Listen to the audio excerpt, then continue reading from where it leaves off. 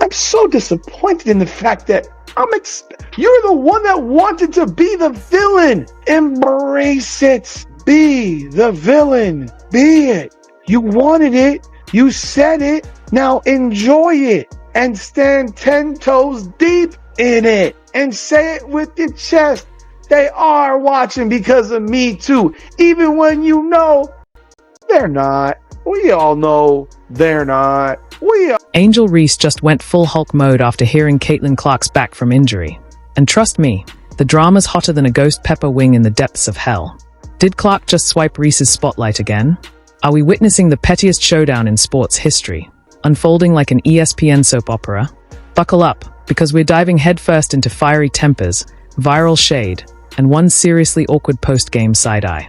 Believe me, you do not want to miss this sizzling madness. It's like, there's no point in complaining. Everybody's dealing with it. It's not any different. It's a good mindset to have. Yeah. What's your welcome to the WNBA moment, if you could have one? Ooh. Welcome to the W. I tell people this.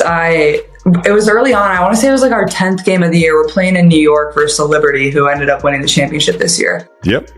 And somebody set a screen on me, and like I hit my ear like just perfect on the girl, where like my eardrum popped. And just like that, the spotlight snaps back to their queen, Caitlyn Clark, freshly unleashed from injury rehab like a brand new iPhone on Christmas morning, ready to storm the court once more.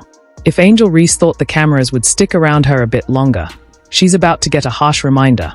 This league may be packed with women, but it's crafted with all the high school lunchroom drama, just with ESPN-level production. He said after watching Caitlyn Clark's flagrant foul on Angel Reese and the aftermath, there is no way Angel Reese can continue the lie that she doesn't dislike Caitlyn Clark. I know what hatred looks like. Angel Reese hates Caitlyn Clark. Not some basketball rivalry hate either. Hate. And I'm like, you got that from a foul? So NBA players. What about when somebody tackled you? Do you feel like they really even if you felt like it was a dirty hit and you hopped up and was ready to fight, does that automatically mean? Because let's be real, Caitlyn's comeback isn't just about basketball. It's all about narrative domination. She's the plot twist, the main character, the season finale and the season premiere all wrapped into one unstoppable force. Meanwhile, Angel's been holding down her grind, grabbing rebounds, blocking shots, and dropping cryptic tweets like a jilted /and be diva. But it's Caitlyn who steals the headlines just by jogging across the hardwood. One casual jog, and suddenly it's like Taylor Swift dropped a surprise album. Instant chaos everywhere. This weekend, so I missed this weekend's game, but after that, it's, day by day and see how I feel and just kind of turn to the medical staff and what they think. But I feel like I've made a lot of progress and I feel good and, I'm not going to rush coming back. It's just not worth it. But after this weekend, I'll be reevaluated and we'll have a better idea of when I'll return. Could Tuesday be a possibility or? We'll see. I think, we're trying not to put like an exact date out there because it is kind of a day by day thing and see how I feel. And, this type of injury, like you don't know when I wake up, I'll feel different than the day before, and we'll see. It could be a possibility, but I could also not be available. Angel Reese knows exactly what's going down. She feels it. The same cameras that were glued to her after Caitlyn's scowling press conference are now dialing up Clark's PR team on speed dial. The fans who were once debating if Angel was the true face of the league are now torn over whether Caitlyn is the Steph Curry of women's basketball or just Steph Curry rocking a Target discount code.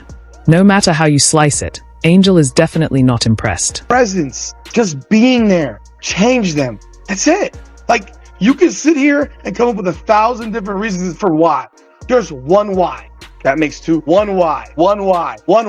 And it's Caitlyn Clark. She is the why. She is the reason. She is the box office. She is the game changer. She is that woman. She is her. Her performance today, dealing with a leg injury, whatever that leg injury is, I don't think she should play again the rest of the preseason if she doesn't have to.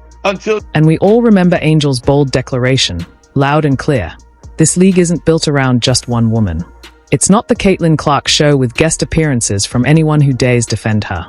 Angel's whole vibe was pushing back against the narrative that Caitlyn single-handedly dragged the WNBA into the spotlight with nothing but a jump shot and a shiny Nike endorsement. But here's the messy truth. The moment Caitlyn laces up again, half the internet acts like everyone else never existed. Like the league was on pause, and Angel's 15-point double-doubles were just filler episodes until the star returned from commercial break. You could feel Angel's blood pressure spike right through the screen. She's the one shouting, "This is a team project." While Caitlyn's name gets all the glory on the scoreboard, and yeah, Angel Reese has every reason to be furious. She's grinding hard, getting fouled like it's open season, dealing with trolls sliding into her DMs, ESPN cameras in her face, and the occasional accidental elbow to the chin. Meanwhile, Caitlyn casually shows up, drops a "feeling great" line, and suddenly she's hailed as the second coming of Michael Jordan. The frustration is real. Apologists sitting here and telling me, well, why are you talking about ticket sales and attendance and ratings? Why do you think? Why do you think? We talk about that because she talked about it. She told us that everybody's watching because of me too. If she had never said that, then the Angel Reese fans, who all suck, wouldn't have jumped on it. If she had said, I don't know, it's exciting to be a part of the new age of women's basketball, and I'm so excited about it, and not said no bullshit like, we're going to look back in 20 years and realize that, people watch women. What makes it even worse? Everyone's acting brand new, like they didn't just watch Angel pour her entire spine into dragging her team across the court for 3 brutal weeks while Caitlyn was sidelined. Angel's out here icing herself down like she fell off a skyscraper. Meanwhile, Caitlyn jogs once, no limp in sight, and suddenly she's getting standing ovations from 3 cities and 1 NASA satellite. The exposure? Astronomical.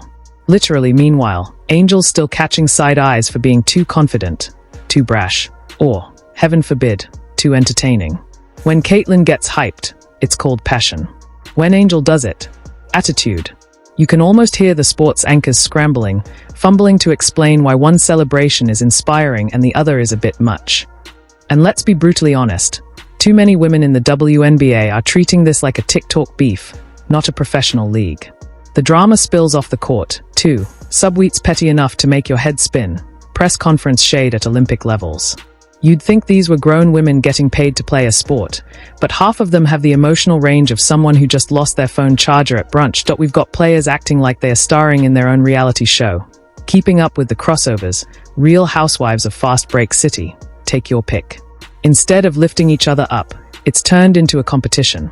Who can throw the hardest shade without catching a fine? With Angel Reese the other day, when you called her a hater. Sure didn't call her a hater. Why you call her a hater? I think she's first of all, I think she is a hater. And that's okay. Huh? Like, maybe we're all haters. What makes her a hater to you? I think that she deeply hates Caitlyn Clark. Why? And I think Did you feel that way before RG3 said it? No. Oh, yes. No, sorry, excuse me. So, I've seen it since way back in the college days. They don't like each other, right? I think Caitlyn Clark doesn't display, if she doesn't like her dislike for Angel Reese, I don't think Caitlyn Clark displays it. I think Angel Reese, I think she likes to be the villain. Angel, for all her swagger, hasn't exactly been the pettiest player on the court. Sure, she's had her moments, dramatic exits, side eyes that could curdle milk, but at least she's mostly kept it basketball related. Now, compare that to others. Cryptic Instagram unfollows like we're tracking a high-profile influencer breakup, post-game interviews sounding more like subtweet compilations with a locker room soap opera twist, and those accidental fouls that look suspiciously like WWE tryouts. It's wild because this league is stacked with talent. Yet every time someone sneezes near Caitlyn Clark, it blows up like a White House scandal, while the rest of the roster gets left playing in the shadows. Angel has absolutely earned her spotlight, but Caitlyn is the spotlight, whether she wants it or not. She could trip over the ball, and someone would remix it with a Beyoncé track and call it inspirational. So when Angel sees those cameras swinging back, fast and aggressive, unbothered by her presence, you know she's going to be mad. Not just irritated, not just annoyed. We're talking full-on slam the locker door, text your group chat in all caps, plot your villain arc energy.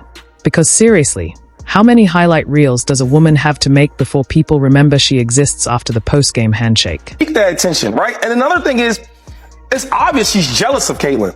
Every interview, every tweet, everything is about Caitlyn. I haven't yet to see Caitlyn even respond to her yet. Have y'all? No. So when you asking me like, yo, I get it, everybody's watching women's basketball now, who's the real reason? Well, yes, you are right. Reese has a small amount of that, right? But the other real credit goes to Caitlyn. Not just because what she's doing outside the court and she's waving her hand on all that. It's because she's giving buckets in basketball, right? And she looks like Steph Curry. And Caitlyn? She's not even trying. It's the worst part. She just exists, and the whole world shifts to watch. It's like trying to outshine the sun with a flashlight. Meanwhile, Angel's over here holding press conferences that sound like, "Dear Diary, today I got outshined yet again by America's favorite three-point goddess." But the tension. Oh, it's simmering. Thicker than a protein shake made without almond milk. Angel isn't just mad. She's assembling a mental PowerPoint. Slide 1. Why I refused to play second fiddle. Slide 2. All the times I carried the team while Caitlyn was on a break. Slide 3. A slow zoom in on Caitlyn's smiling face with a tiny animated flame flickering in the corner. Because, let's be real, the league might not officially run on just one woman, but the media circus didn't get that memo. Every time Caitlyn's name hits a headline, Angel's stomach flips like a washing machine stuck on spin cycle.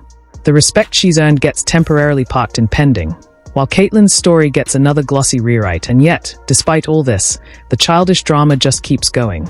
The immaturity runs deep.